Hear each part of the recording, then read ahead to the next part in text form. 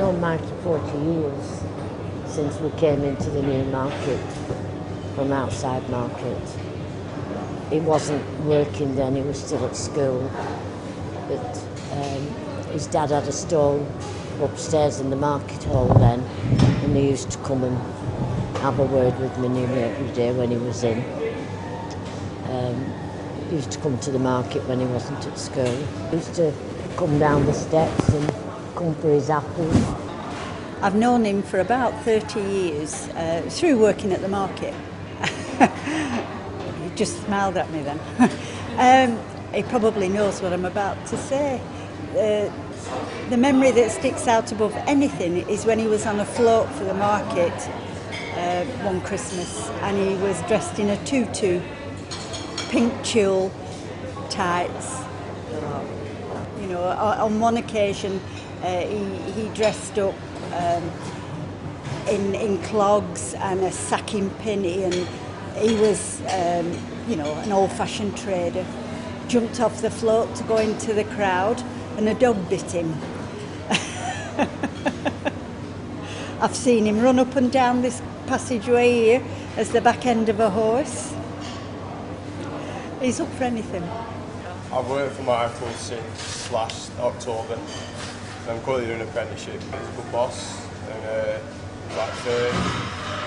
Yeah, he's alright. Not too bad.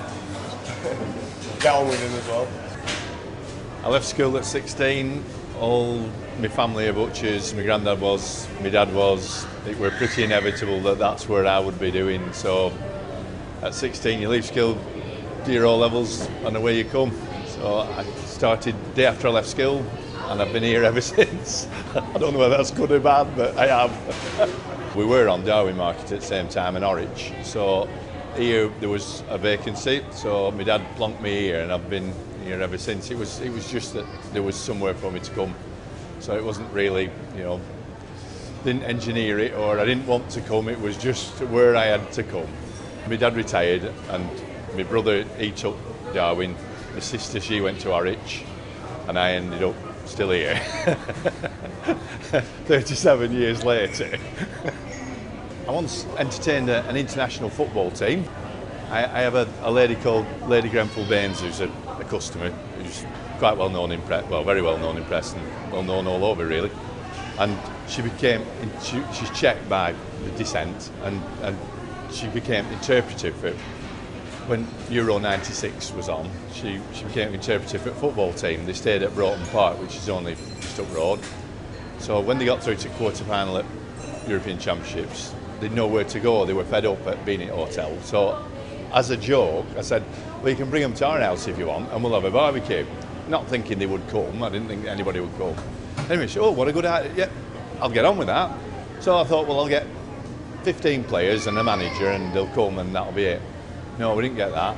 My wife rung up about 5 o'clock and said, there's 2 coachloads of people here. You better get yourself home. So we got as much beer as we could together, and they fetched their own bar, their own beer, everything, their own bar staff, the lot. Doctors, physios, and eventually we had about 110 of them, and then they rang up a bit later and said, we're going to bring his wives over tonight, and there's like an aeroplane full of them, can they come? So we ended up with another aeroplane full of 4, and pilots, and a few security staff, and 2 fellas with guns, and it were unbelievable. And our players at that time were getting a lot of aggravation for drinking 2 weeks before, you know, competition started. Well, Czech Republic lot were drinking 20 hours before they next played in our garage. So, yeah, that was the strangest thing that's ever happened. They all came, they all went, and morning after, you couldn't tell that anybody had ever been there, and you thought, did it really happen, this? So, yeah.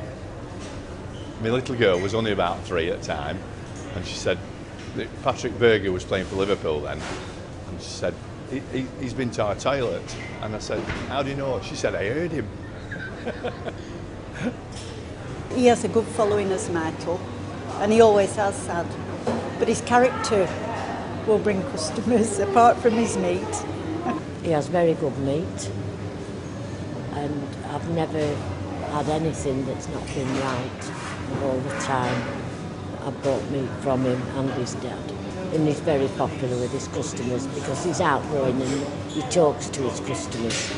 Doesn't just serve them, take the money and away you go. He'll have a word with his customers, which customers in a market hall, that's what they want because it's more family businesses and a more personalised shopping environment. The customers after you've been here a long time, you end up growing up with them. You end up with knowing their family, their problems, their good bits, births, marriages and unfortunately deaths, and you just get to know them. They become friends. It's not like a customer relationship eventually. You live with them really, but it's good. Yeah, I like that. That's the people that we've met over years. Some of them you really remember and what's happened to them and where they've gone. The saddest bit is when you only see one member of the family and they die and you never knew what ever happened to them. That's really the saddest bit of it. But yeah, I like people. She's a little Ukrainian lady that has a hell of a story to tell, and she was like a refugee during war, and she's been walked across half of Europe, and she's a really nice person. She never ever moans about she's lots to moan about, but she doesn't. And unfortunately she's just been diagnosed with cancer, so we're trying to nurse her through that really. She's late 80s. She looks after her son and her daughter when they go to work. She does their ironing and she cooks the meals, and she comes here and she gives us some aggravations and tells us to sort ourselves out. But she's really nice person. She's lovely. He's also very popular with other market traders. If they have a problem, Mikey will certainly do his best to help whatever the problem is. He won't just say I haven't time. He will spend time and try and help you. He's very adaptable and fits in with everything. He is a very caring person. Kind and he shares things and he's alright, it's fair.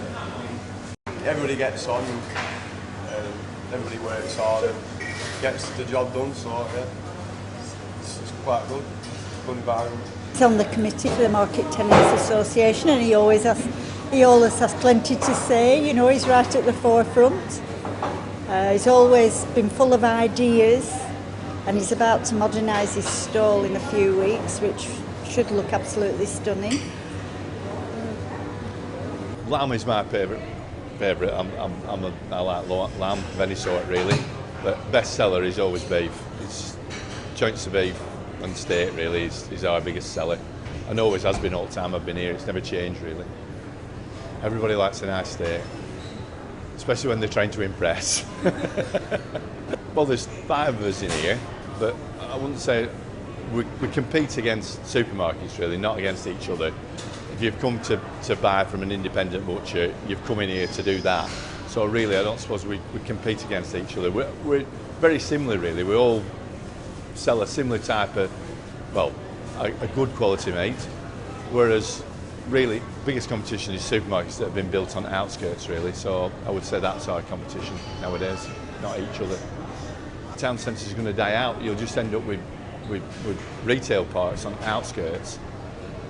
And in 20 years' time, everybody will realise what they've actually lost when supermarkets decide they will price you out of whatever they decide to do. It's a bit like what's happening with petrol at the moment. You've got to have it. There's no independent little garages that you can go to. They've lost 6,000 garages in the last 10 years or something. And that's just what will happen to food shops. If all food is in control of 5 big firms, they decide what price they're going to sell it at without, there's no comeback, there's no nothing. So, the independent retailers have a place, but the trouble is, I'm not sure everybody realises that how much good they do. They keep competition to keep supermarkets on their toes, really. So we'll have to see whether we're still here in another 37 years. I hope I'm not here in another 37 years, but there we are. We'll have to see.